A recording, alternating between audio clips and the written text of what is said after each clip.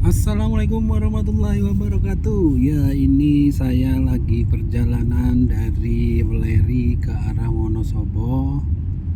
Ya, jalannya berliku-liku, naik berliku, tikungan tajam dan terkadang tikungannya curam, tajam dan curam. Nah, ini ada di hutan pinus. Nah, hutan pinus ini sudah tinggi sekali ya, itu ya, rapat juga ya, pohonnya rapat ya, jadi sejuk di sini ya udaranya. Nah, kadang ini kalau sore ini kita pernah lewat di sini ya 2 kali, pas turun hujan tuh kabut turun sehingga pandangan tidak lebih dari 20 meter. Nah, ini kita lihat ya, di pinggir jalan ini banyak tanaman-tanaman yang dibudidayakan oleh masyarakat sekitar sini. Ya, saya lihat nih ada kopi, kemudian ada singkong ya, singkong. Nah, ini turunannya cukup tajam, menikung dan turun ya. Nah, ini kalau kita lihat nih, kopinya ini ditumpang sarikan ya, artinya ditanam di antara pohon-pohon pinus atau pohon-pohon sengon juga. Jadi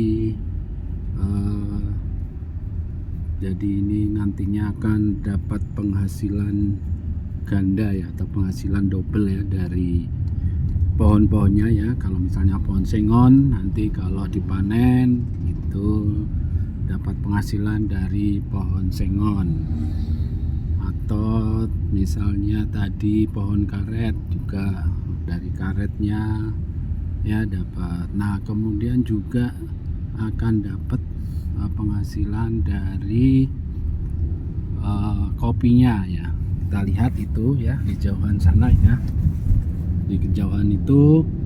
Nah, pohonnya itu pohon-pohon sengon, kemudian ada pohon-pohon kopi ya, itu rata ya, rata. Jadi pohon kopi ini kalau kita lihat dia bisa hidup tanpa tanpa cahaya matahari penuh ya. Jadi masih butuh cahaya tapi tidak penuh sudah bisa hidup dan memproduksi biji kopi ya. Nah, ini sangat menguntungkan sekali ya. Jadi bila punya lahan-lahan yang seperti ini ya, ada tanaman yang tinggi-tinggi itu kita lihat kan itu ya, semua hampir ditanamin kopi. Nah, ini kopi-kopinya nih. Nah, nanti kita lihat juga kalau pas ada pohon-pohonnya itu ditanamin kopi saja yang punya tanaman atau tanah dengan posisi banyak pohon-pohon yang tinggi yang ternaungi. Nah, itu kan ya, terlihat ya, ya belum terlihat ya, coba nanti kita lihat yang di sebelah sana. Nah, ini mungkin juga perlu diperhitungkan juga apa jenis kopinya, tanaman kopinya. Nah, kemudian juga mungkin diperhitungkan juga ketinggian tanah terhadap permukaan air laut. Nah, itu kan di sana tuh lihat tuh kopi-kopi ya, ditanam di antara pohon-pohon. Nah, ini cukup menyenangkan ya, artinya menyenangkan ya, ada penghasilan ganda dari tanaman tingginya dan dari tanaman kopinya ya. Ini tuh kita lihat tuh kopi ya. Jadi memang tidak butuh cahaya matahari penuh. Nah, di samping itu ya mungkin perlu juga ya, karena di Indonesia ini banyak kondisi tanah yang memiliki tanaman-tanaman tinggi atau tanaman keras ya, yang di bawahnya tidak dimanfaatkan atau dibiarkan begitu saja. Padahal bila tahu caranya, ini suatu potensi yang cukup besar untuk mendapatkan penghasilan. Ya, gitulah ya. Jadi ini sedikit masukan atau sharing-sharing ya. Nah, bisa juga model pertanian atau bisnis lain ya, yaitu misalnya kita punya lahan dengan pohon-pohon keras, pohon-pohon tinggi seperti itu bisa juga di bawahnya dibudidayakan cacing ya, cacing lumbricus atau cacing tanah. Nah, dengan naungan-naungan itu dari pohon-pohon tinggi ya, di bawahnya, di sela-selanya itu dibuat bedengan-bedengan untuk budidaya cacing tanah.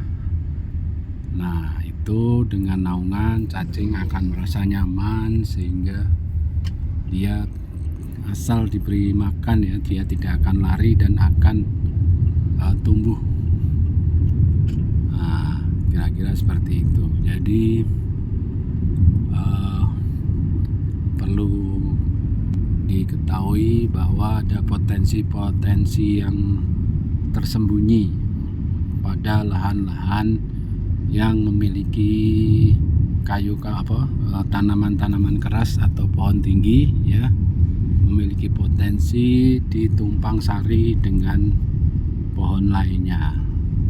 Ya, bila tanamannya tidak terlalu rapat, mungkin bisa juga di situ ditanami tanaman singkong ya. Jadi bisa macam-macam atau pisang atau apa gitu ya. Yang jelas tanaman-tanaman di mana dia masih bisa hidup bila dinaungi dan bisa berproduktif atau produktif menghasilkan buah atau hasilnya, atau misalnya umbi atau buah ya.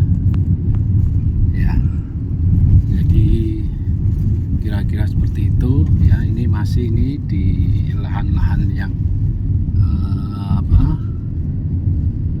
ditumbuhi tanaman keras kemudian ditumpang sari dengan tanaman kopi, yaitu kita lihat tanaman-tanaman kopi di sela-sela tumbuhan-tumbuhan sengon itu ya. Ya, itu. Ini kelihatannya memang digalakkan ya untuk masyarakat sini nih.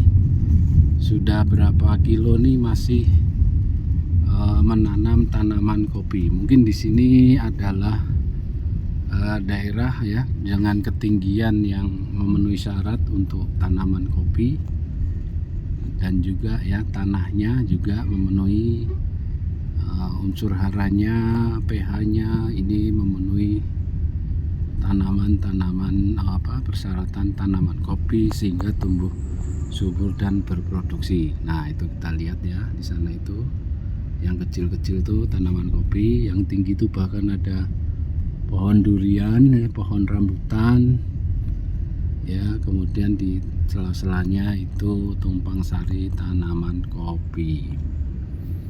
Nah, ini jadi sedikit masukan atau itu loh kopi ya, kopi. Nah, ini kan pohon-pohon tinggi kan.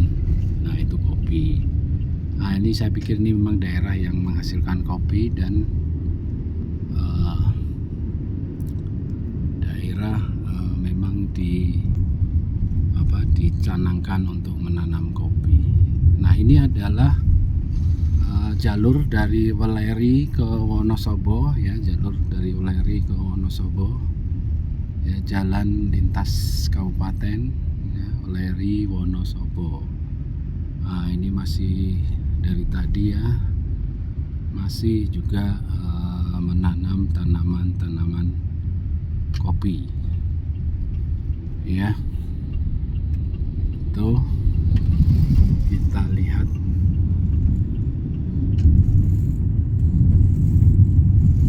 Nah, ini perjalanan kita yaitu dari Jakarta, kemudian tadi ke Batang ya, lihat-lihat ya, survei-survei tanah ya untuk proyek-proyek developer atau proyek-proyek perumahan. Nah, ini kita menuju Wonosobo untuk proyek pembangunan restoran ya. Jadi ini perjalanan sekaligus healing ya. Jadi untuk menikmati alam yang segar ya sepanjang perjalanan dari Oleri ke Wonosobo ya. Ini jalannya cukup berliku dan goncang-goncang. Oke, begitu saja ya berbaginya. Insya Allah bermanfaat ya. Jadi kalau sekali lagi yang punya lahan berpohon tinggi, tanaman keras, silahkan ditumpang sari dengan tanaman kopi ya, kopi tapi untuk daerah-daerah tertentu ya, mungkin yang ketinggiannya pas untuk tanaman kopi. Nah, kalau untuk tidak pas ya mungkin tanaman-tanaman lain yang memungkinkan untuk ditumpang sari.